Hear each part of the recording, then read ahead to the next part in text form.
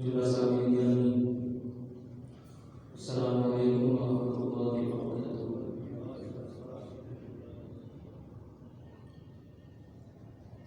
پچھلے چند دنوں سے آپ کے میڈیا اور سوشل میڈیا پر عجیب و غریب قسم کی بحث جاری ہے۔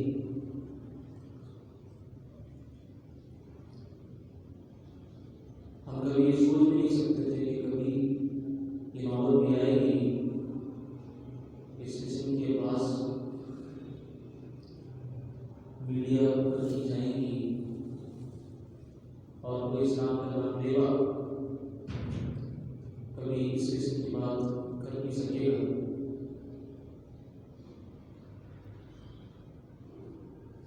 یہ سب ایک سازش ہے، ایک پروپیگنڈا ہے، ایک فنڈیڈ پروگرام ہے جس پر سے پردہ بنانا بہت ضروری ہے اور لوگوں کے سامنے حقائق رکھنا بہت ضروری ہے، کیونکہ جب فتنہ چھوٹا ہوتا ہے اسی وقت اگر اس کو دبایا جائے اور لوگوں کو شعوری طور پر بیدار کیا جائے تو اس طرح سے دیوار ہو جاتا ہے، اور اگر فتنہ جیسے جیسے آگے بڑھتا ہے کچھ نہیں ہو جاتا ہے۔ اور فتنے کا جہاں تک معاملہ ہے قرآن کریم میں بھی ارشاد فرمایا کہ الفتنة اشد من القتل، فتنہ قتل سے زیادہ شدید ہوتا ہے۔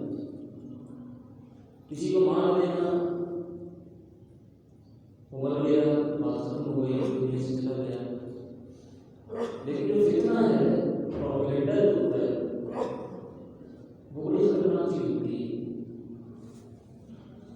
وہ بہت سو کو باہر کر لے جاتی ہے، بہت سی نسلوں کو برباد کر دیتی ہے۔ تو ضروری یہ سمجھتے ہیں کہ آج اس کے اس پروپیگنڈے کے اس فتنے کے اس کا مخال آپ کے سامنے پیش کریں تاکہ اس کی جو حقیقی صورت ہے وہ بھی ہمارے سامنے آشکار ہو۔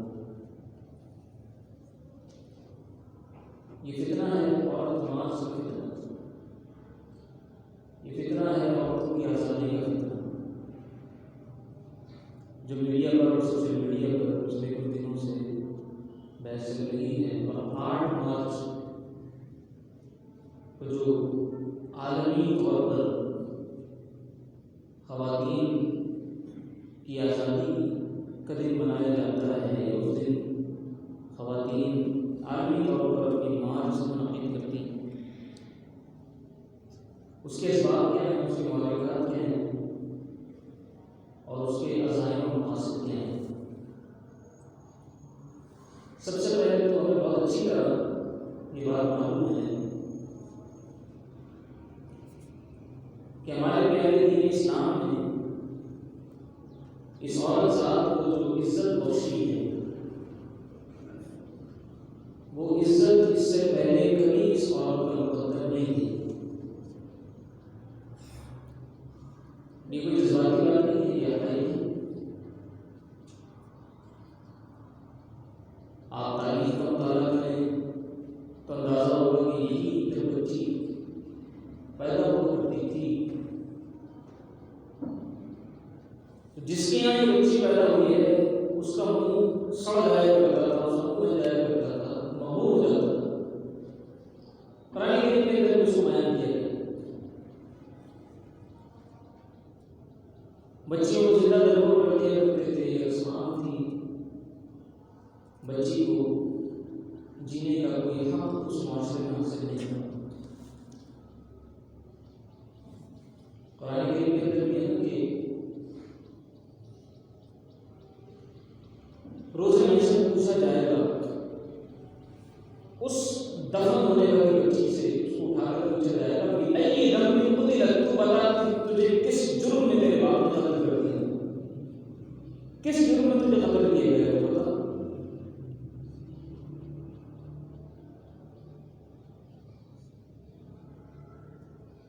اور پھر اگر وہ زندہ رہ بھی ہے، ماں کی صورت میں، بہن کی صورت میں، بیوی کی صورت میں، بیٹی کی صورت میں، تو اس کی عزت و عصمت کا کیا حال تھا اس معاشرے کے اندر؟ یہ بالکل کوئی بات نہیں. اور صرف یہ اس معاشرے کی کوئی ضرورت والی نہیں تھی، بلکہ دیگر جو مذاہب ہیں دنیا کے، وہ مذاہب کو اگر مطالعہ کریں، چاہے وہ یہودیت ہو، عیسائیت ہو، یا چاہے وہ ہندو مت ہو، یا کوئی سا بھی مذہب ہو، آپ اگر مذاہب کا مطالعہ کریں اور آج ان کی اقدار کو دیکھیں تو آپ کو کہیں بھی خواتین کی عزت و عصمت اور خواتین کے حقوق سے متعلق جتنا زبردست پروگرام دین اسلام نے ادا کیا ہے، اتنا جامع اور اتنا اچھا پروگرام، سترہ پروگرام آپ کو کسی مذہب میں نہیں.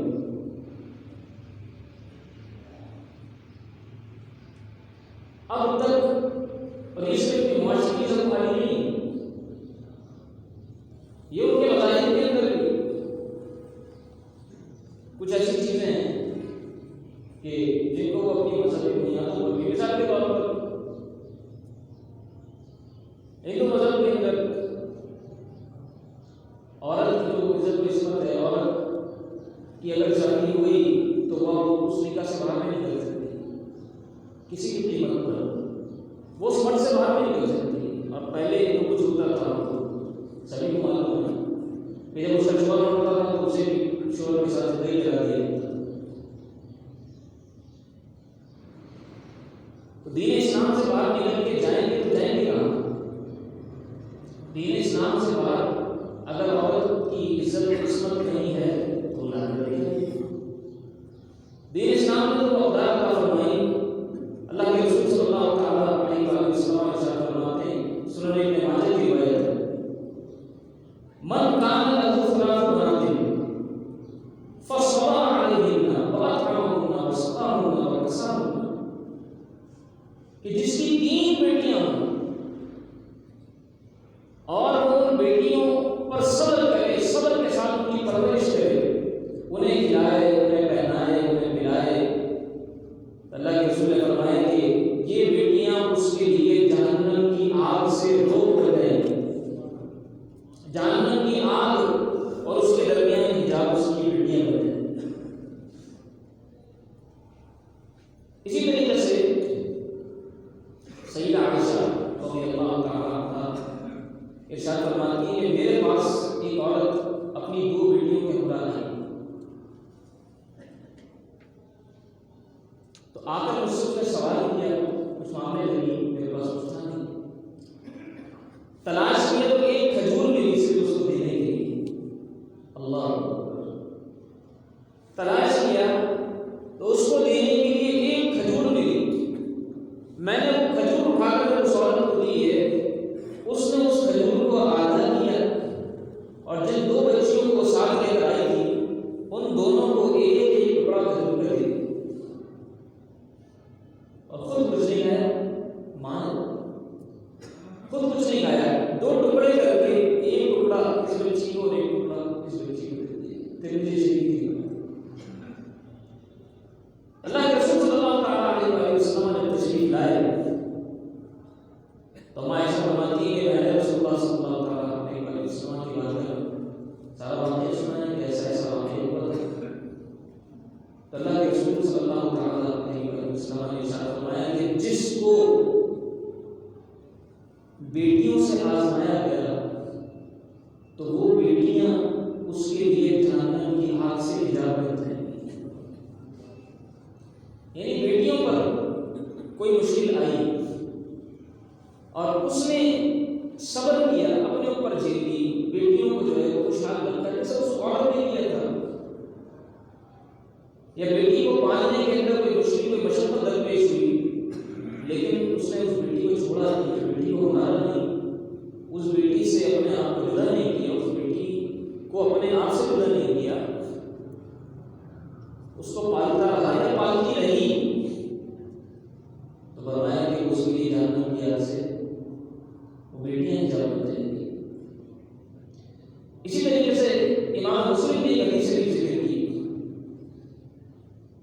حضرت انس بن مالک رضی اللہ تعالیٰ عنہ سے حدیث کتابی اللہ کے رسول کے ساتھ میں من عال جاریتین حتی تبلغ جاء یوم القیامت انا وهو وضم اصابعه، کہ جس شخص کے یہاں دو بیٹیاں پیدا ہوئی اور وہ دونوں جب تک ان کے ساتھ رہی ہے، جب تک وہ ان کے ساتھ رہا تو وہ ان پر احسان ہی کرتا رہا، وہ ان پر احسان کرتا رہا۔ تو اللہ کے رسول نے ارشاد فرمایا کہ وہ بیٹیاں اس کو جنت میں داخل کروا دی، اور پھر اللہ کے رسول نے اپنی انگلیوں کو ہی ملا دی کہ اس طریقے سے جنت میں داخل ہوتا ہے۔ اسی طریقے سے اگر عورت ماں کی صورت میں ہو، یہ تو وہی بیٹی کی پرورش، پھر جب وہی بیٹی بڑی ہو کر ماں بنتی تو آپ کو یورپ کا کلچر دیکھ لیجیے، وہاں پتہ ہی نہیں ہوتا بچے کو میرا باپ کون ہے۔ وہاں جب یہ طے نہیں ہے کہ 19 سال سے پہلے کسی لڑکی کی شادی نہیں ہونی، اور پھر ان کی اس تہذیب کے اندر دیگر خرافات،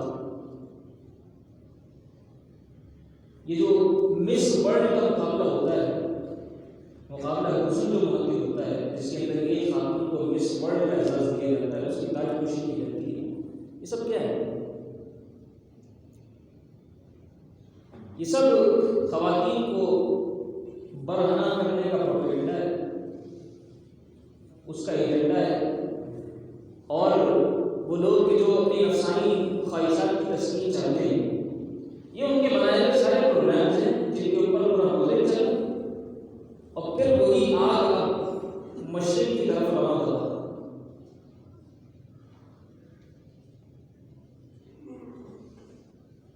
اس کا جب آغاز ہوتا تو ایک مرتبہ یہ کیسی بس خان سا غلام تھا، طے کیا گیا کہ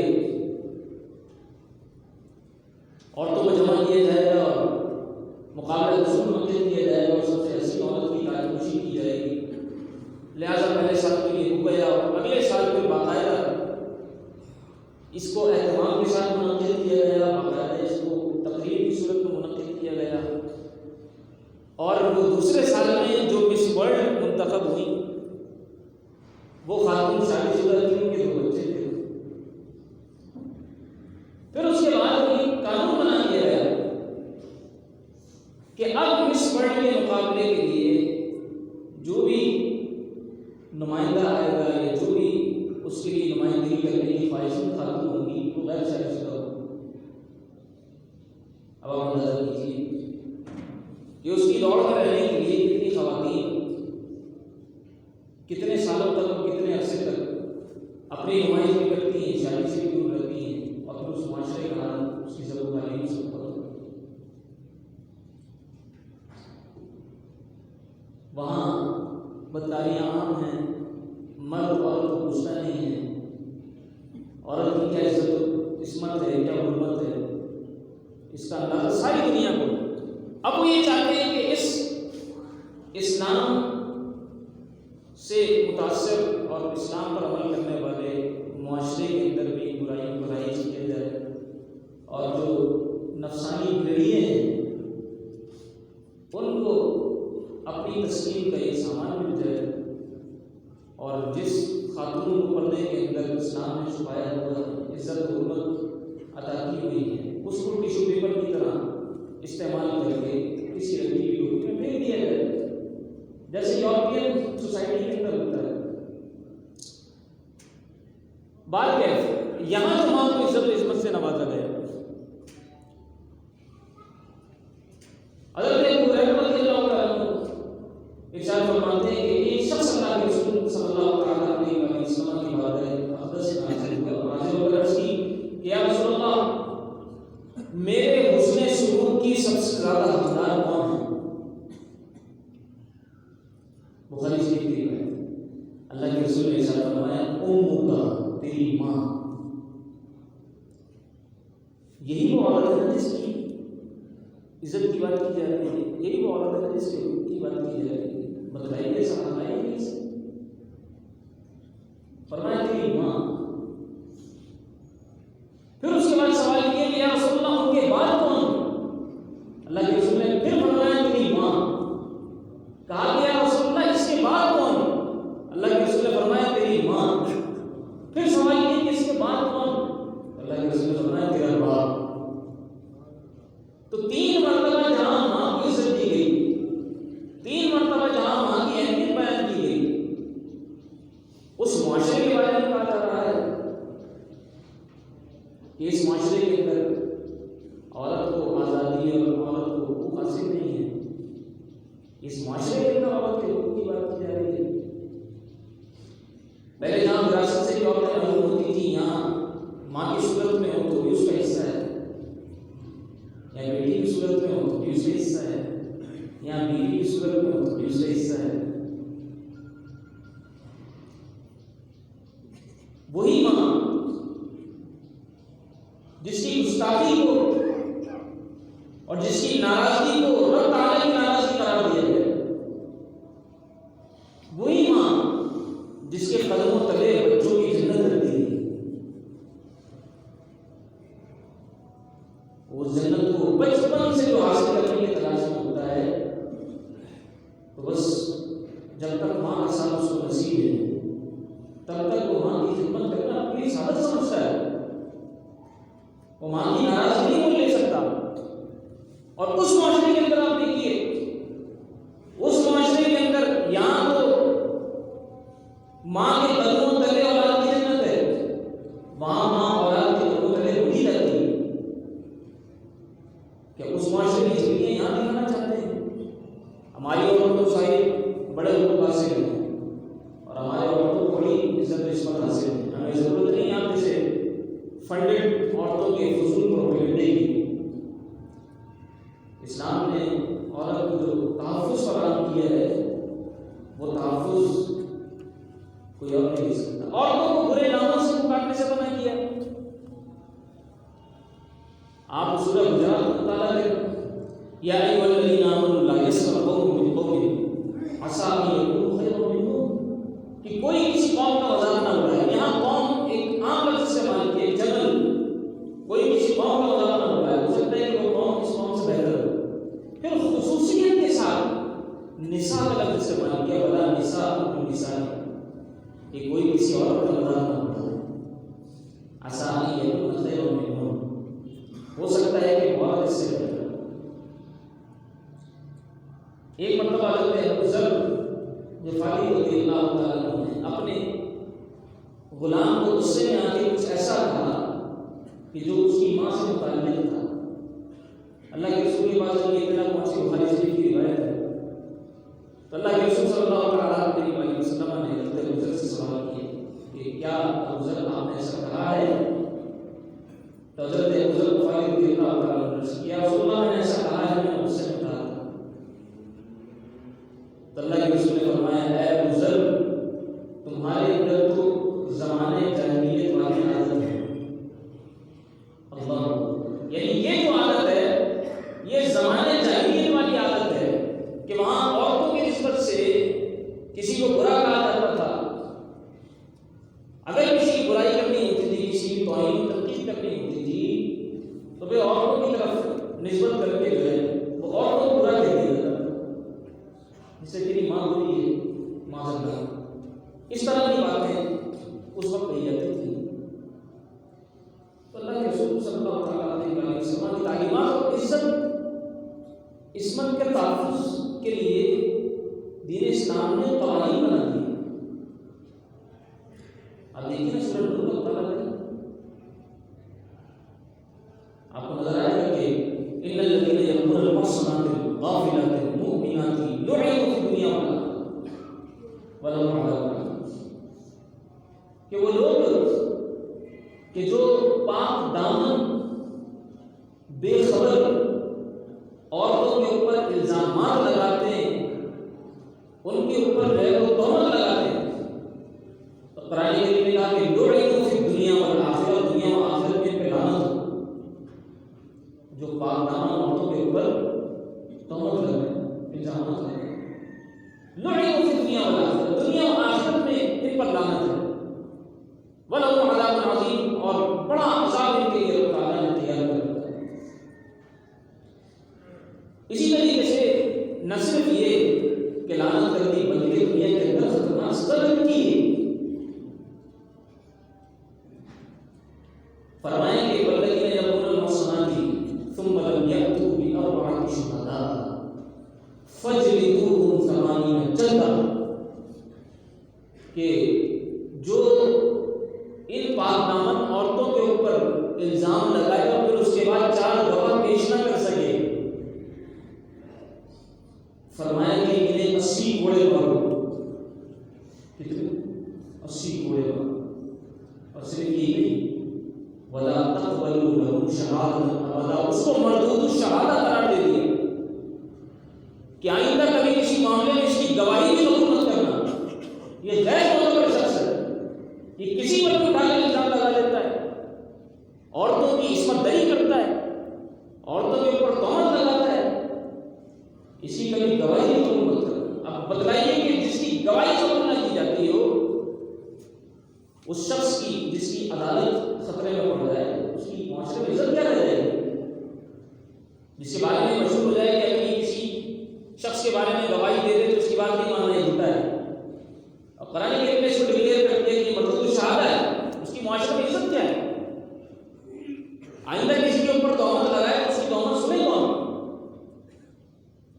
اور صرف اس کو مردود الشہادہ قرار نہیں دیا، اس سے پہلے اس نے 80 گھوڑے بھی کھائے۔ اور بتلائیے کون سی عزت اور حرمت چاہیے؟ جان و مال کا تحفظ وہ دین اسلام نے فراہم کیا ہے۔ قرآن کریم کہتا ہے کہ اذا بشر احدهم بالانثى ظل وجهه مسودا وهو كظيم، وہی بات جو میں نے عرض کی تھی کہ زندہ دفن کر دیا جاتا تھا بچیوں کو۔ قرآن کریم نے اسی کی طرف اشارہ کرتے ہوئے ارشاد فرمایا کہ جب انہیں بیٹی کی خوشخبری سنائی جاتی ہے، اذا بشر احدهم بالانثى، جب بیٹی کی خوشخبری سنائی جاتی تھی ان کو، ظل وجهه مسودا، ان کا چہرہ بگڑ جایا کرتا تھا، چہرہ سڑ جایا کرتا تھا، وہ وسیم کو غم زدہ ہو جایا کرتے تھے، وہ مغموم ہوتے تھے کہ میرے یہاں بیٹی پیدا ہو گئی۔ اور آج اپنے دل پر ہاتھ رکھ کر ہر مسلمان یہ کہے جو بیٹی والا ہے اسے اندازہ ہے کہ بیٹی پیدا ہونے پر اس کو کتنا سکون اور کتنا سرور حاصل ہوا ہے، اور اس کے دل میں اتنی خوشی تھی کہ اللہ رب العزت نے مجھے رحمت سے نوازا ہے، اللہ رب العزت نے مجھ پر کرم فرمایا، مجھے بیٹی کی دولت سے نوازا ہے۔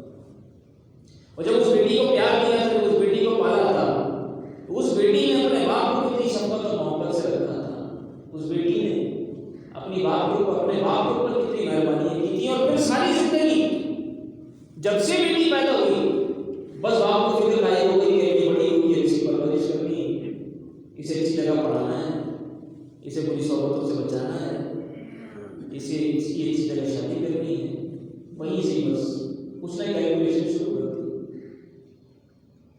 یہاں باپ نے پوری ذمہ داریاں نبھا رہا ہے، وہاں بیٹی نے پوری ذمہ داریاں نبھا رہی ہے۔ گھر سے باہر نکل رہی ہے تو بھائی پریشان ہے کہ میری بہن کہیں کسی برے ماحول میں گرفتار نہ ہو جائے۔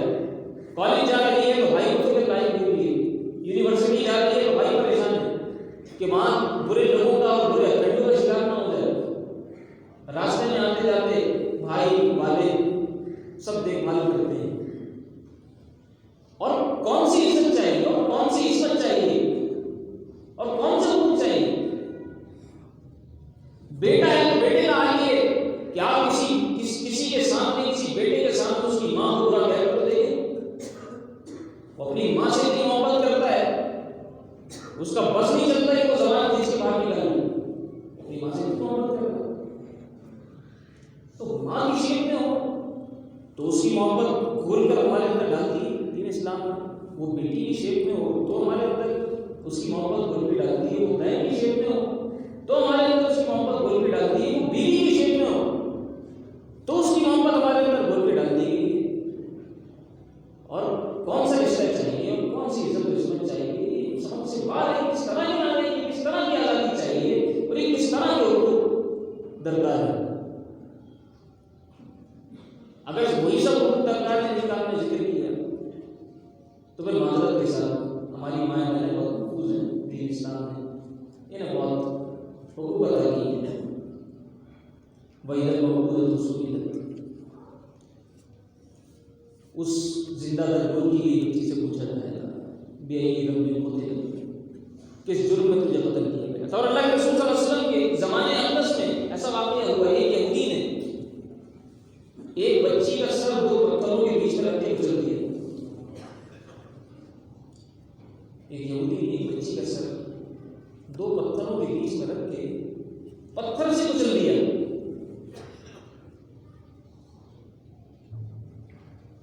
تو اس بچی کی تو جان پہ ہوتی.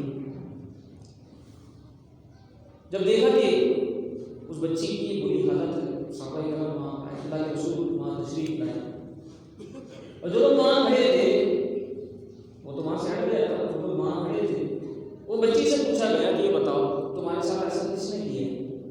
فلاں نے کیا ہے. اس بچی کے اندر اتنی طاقت تو نہیں تھی کہ وہ نام لے کر کے اشارہ کر کے بتاتی.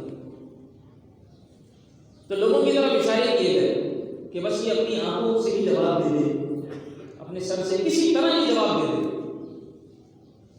لوگوں کی طرف اشارے کیے گئے، فلاں نے کیا ہے، فلاں نے کیا ہے، فلاں نے کیا ہے. پھر ایک پہ آ کر جو ہے اس بچی نے ہاں اشارہ کر دیا کہ ہاں اس شخص نے میرے ساتھ یہ سلوک کیا ہے. اللہ کے رسول نے اس شخص کو بلایا، اس سے پوچھا، اس نے اقرار کیا، اور جب اس نے اقرار جرم کر لیا تو اللہ کے رسول نے فرمایا اسے بھی لے کر جاؤ، اور جس طرح دو پتھروں کے درمیان سر رکھ کے اس نے بچی کا کچلا ہے، اس کے سر کو بھی دو پتھروں کے درمیان رکھ کے کچل دیا. اس کے سر کو دو پتھروں کے درمیان رکھ کے کچل دیا، صرف اس ایک بچی کی عزت و حرمت کی وجہ سے کہ ایک بیٹی ہے، ایک بچی ہے، اس کے ساتھ تو نے یہ سلوک کیا ہے. مجھے بتلائیے کہ اور کون سی عزت چاہیے اور کون سی عصمت چاہیے. میں نے اس لیے کہ حدیث شریف پیش کی کہ اللہ کے رسول نے 3 مرتبہ ماں کے حقوق بیان کیے، اس کے بعد پھر باپ کے حقوق بیان کیے. تو کئی جگہوں پر تو باپ سے اور مرد سے بھی زیادہ حقوق اور عزتیں عورت کو عطا کی گئی ہیں. لوگ یہ کہتے ہیں کہ ان لوگوں کا یہ جو آزادی کے علم بردار فنڈڈ کچھ خواتین ہیں، ان کا یہ کہنا یہ ہے کہ ہمارے حقوق مردوں کے برابر نہیں. مجھے بتلائیے، آپ کسی بھی مسلمان کے بچے سے پوچھ لیجیے کہ آپ اپنے باپ سے زیادہ محبت کرتے ہیں یا اپنی ماں سے زیادہ محبت کرتے ہیں؟ وہ اپنے دل سے کہے گا میں اپنی ماں سے زیادہ محبت کرتا ہوں. ماں نے تربیت کی، ماں نے پالا، ماں نے رکھا. ماں کا حق ہے کہ اس کی خدمت کی جائے. جو جس کا حق ہے وہ دین اسلام نے عطا کیا ہے. باپ نے اگرچہ اپنا خون پسینہ ایک کر کے اس کو پالا ہے، اس کو کھلایا ہے، پلایا ہے، اس کو ہر طریقے کی پریشانی سے، مصیبت سے بچانے کی کوشش کی ہے، لیکن جو قربانیاں بچے کے لیے ماں نے دی وہ باپ نہیں دے سکتا. تو جب اس کی قربانیاں زیادہ ہیں، اس کا احترام بھی زیادہ کر رہا ہے، اس کی محبت کی طرف راغب بھی زیادہ کی ہے. تو آج ہر بچہ اپنی ماں سے زیادہ محبت کرتا ہے. تو کئی جگہوں پر تو میں عرض کر رہا ہوں کہ خواتین کو مردوں سے زیادہ حقوق عطا کیے ہیں. آپ بتلائیے کہ بچوں کی جو جنت ہے وہ ماں کے قدموں تلے ہے یا باپ کے قدموں تلے؟ ماں کے قدموں تلے. اچھا، اسی طریقے سے ایک حدیث شریف ہے، اللہ کے رسول کے پاس ایک صحابی حاضر ہوئے، انہوں نے عرض کی یا رسول اللہ صلی اللہ علیہ وسلم، مجھ سے ایک گناہ ہو گیا ہے تو میں کیا کروں؟ اللہ کے رسول صلی اللہ علیہ وسلم نے ارشاد فرمایا تیری ماں زندہ ہے؟ انہوں نے کہا تیری ماں تو حیات نہیں. تو اللہ کے رسول نے فرمایا کہ خالہ حیات ہے. اب دیکھیے عورت کی عزت و حرمت. خالہ حیات ہے تو انہوں نے عرض کی یا رسول اللہ میری خالہ ہے. تو اللہ کے رسول نے ارشاد فرمایا تم اپنی خالہ سے صلہ رحمی کرو، یعنی خالہ سے جا کر تم اپنی صلہ رحمی کرو. اب وہ تمہاری ماں کی جگہ ہے. اس صلہ رحمی کی برکت سے اللہ رب العزت تمہارے گناہ کو معاف کر دے. یعنی ان خواتین کے ساتھ صلہ رحمی کرنے کی برکت سے ہمارے گناہ معاف ہو رہے ہیں. ان خواتین سے صلہ رحمی کرنے کی برکت سے ہمیں جو ہے وہ اللہ رب العزت کی رضا نصیب ہو رہی ہے. اور بتائیے کہ کون سے حقوق وہ ہیں کہ جو درکار ہیں اور دین اسلام نے عطا نہیں کی. اصل میں بات یہ کہ یہ جو فنڈڈ کچھ لوگ ہیں ان کے پیش نظر کہیں بھی کوئی عورت کے حقوق کی بحالی یا عورت کے حق کے لیے کوئی ہونا نہیں. مجھے آپ بتائیے کہ اس معاشرے کے اندر مظلوم عورت بھی ہے اور مظلوم مرد بھی ہے. دونوں ہی مظلوم ہیں. کس پر ظلم نہیں ہوتا؟ اگر عورت پر ظلم ہوتا ہے تو اس پر تیزاب دے دیا جاتا ہے تو پھر مرد پر بھی ظلم ہوتا ہے. عورت کس طرح اس کو چھوڑ کر چلی جاتی ہے اور عورت کس طرح دوسرے مردوں کے ساتھ تعلقات نبھاتی ہے، اس کے اوپر کیا گزرتی ہے، خودکشی کر لیتا ہے. ظلم تو دونوں طرف ہوتا ہے. لیکن چلیں اگر اس ظلم کے اوپر بھی خاص بات کرنی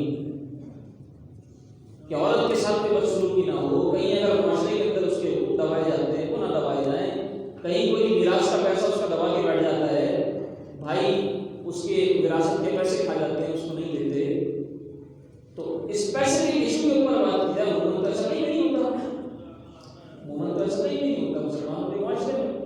بلکہ بہنوں کو تو بڑھ کے حق دیا جاتا ہے کہ ہماری بہنیں خوشحال ہیں. اور اگر کہیں ایسا ہوتا ہے، کوئی کیس اسٹڈی ایسی ہے، اسپیسیفک کیس کے اوپر بات کی جائے، اس کیس کو لا کے ہائی لائٹ کیا جائے اور بالکل اس کے لیے آواز بلند کی جائے. لیکن ان کے ناموں کے اندر کہیں بھی عورت کے حق کا نعرہ نہیں. کہیں بھی یہ نہیں ہے کہ جو حق مہر طے کیا گیا ہے وہ حق مہر عورت کا حق ہے اور مرد کو وقت پر ادا کر دینا چاہیے. یہ واقعی وہ نعرہ ہے، اس کو بلند ہونا چاہیے. لیکن یہ نعرہ تو ان کے پلے کارڈ میں نہیں. عورت کی وراثت جو اس کا حصہ ہے اس کو ملنا چاہیے، یہ تو ان کے پلے کارڈ میں نہیں. تو اس کا مطلب یہ ہوا کہ عورت کے حقوق کی حفاظت یہ ان کا مقصد ہے ہی نہیں. اس لیے کہ جو ان کے سوشل ایشوز ہیں معاشرے کے اندر، جو حقیقت ان کے ایشوز ہیں وہ تو کہیں ہے ہی نہیں. ان کے ایجنڈا میں شامل ہی نہیں، ان کے پلے کارڈ پہ لکھے ہوئے نہیں. ان کے پلے کارڈ پر جو کچھ لکھا ہوا ہے وہ کتنا نازیبا اور کتنا واحد ہے جسے اس عظیم ممبر سے ڈسکس نہیں کیا جا سکتا. بات کیا ہے؟ اصل میں اسی زمانے جاہلیت کی طرف لوگوں کو لے جانے کی یہ پلاننگ ہے. اسی زمانے جاہلیت کی طرف کہ جس زمانے جاہلیت سے دین اسلام نے علم کی شمع جلا کر حقوق عطا کر کے لوگوں کو نکالا تھا، یہ دوبارہ اسی زمانے جاہلیت کی طرف دھکیل رہے ہیں معاشرے. اور خبردار، کوئی مسلمان ماں، کوئی مسلمان بہن، کوئی مسلمان بیٹی اس جاہلیت کی رو کے اندر بہہ نہ جائے. سب کو تلقین کریں، سب کو سمجھائیں اپنے اطراف و اکناف میں. کچھ عرصے پہلے تک ان کی جو اپروچ تھی وہ تھی یونیورسٹیز، وہ تھے کالجز. وہاں جا کر اپنا ایتھیزم، وہاں جا کر اپنا کمیونزم یہ پیش کر رہے تھے، لبرلزم پیش کر رہے تھے. بچیوں کو لبرل بنا رہے تھے، بچوں کو کمیونسٹ بنا رہے تھے، ڈیری بنا رہے تھے، ایتھس بنا رہے تھے، اور کھل کر یہ سامنے نہیں آ سکتے تھے. لیکن اب کچھ عرصے سے، پچھلے سال اب اس سال بہت زیادہ شدت سے یہ پوری آب و تاب کے ساتھ سمجھے کہ اب باہر آنے کی کوشش کر رہے ہیں. اور بہت یہ بڑا پری پلان ڈرامہ ہے، بڑا پری پلان یہ گیم ہے، پروگرام ہے پورا. سوشل میڈیا کے اوپر الہام کو عام کیا گیا، بے دینی کو، خدا کے نظریے، خدا کے تصور کو لوگوں کے اور عوام کے ذہن کے اندر جو ہے اس کو خلط ملط کیا گیا، ان کو پریشان کیا گیا، فکر کے اندر، تزدد کے اندر ڈالا گیا، اور پھر آہستہ آہستہ اپنی طرف ان کو راغب کیا گیا. یہ ہم کیا سمجھ رہے ہیں جو ہمارے میڈیا کے اوپر اشتہارات چل رہے ہیں یہ ہم کیا سمجھ رہے ہیں جو ہمارے بڑے بڑے بل بورڈز لگے ہوتے ہیں اور ان کو دیکھ کر جو ہے وہ انسان کے جذبات منتشر اور متنفر ہوتے ہیں، ہم کیا سمجھ رہے ہیں یہ سب پری پلان ڈرامہ ہے، یہ سب مائنڈ پروگرامنگ ہے جس کے لیے ہماری نسلوں کو تیار کیا جا رہا ہے۔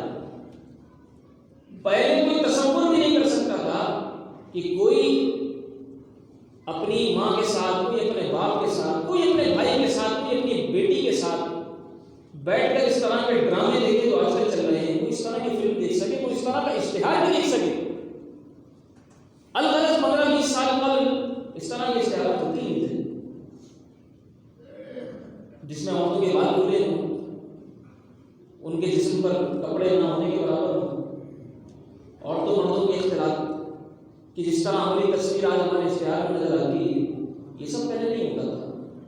آہستہ آہستہ ہمیں فیملر کیا گیا، آہستہ آہستہ ہماری سوچ کو اس کے مطابق بنایا گیا، اس کے موافق بنایا گیا، ہمیں اس نہج پر پہنچایا گیا اور پہنچایا جا رہا ہے مسلسل۔ اور آج دیکھ لیجیے وہ شرم و حیا، وہ غیرت آج اتنی مر گئی ہے کہ آج بےہودہ سے بےہودہ فلم پہ بیٹھ کر، بےہودہ سے بےہودہ گانے بیٹھ کر باپ اور بیٹی ساتھ دیکھ رہے ہوتے ہیں، وہ شرم مر گئی، وہ غیرت و حیا نکل گئی ہمارے اندر سے۔ جو وہ چاہ رہے تھے اس پر کامیاب ہو رہے ہیں، خدا نہ سمجھیے اس کو، یہ ایک پلاننگ ہے، یہ مائنڈ پروگرامنگ ہے جو ہماری نسلوں کی جا رہی ہے۔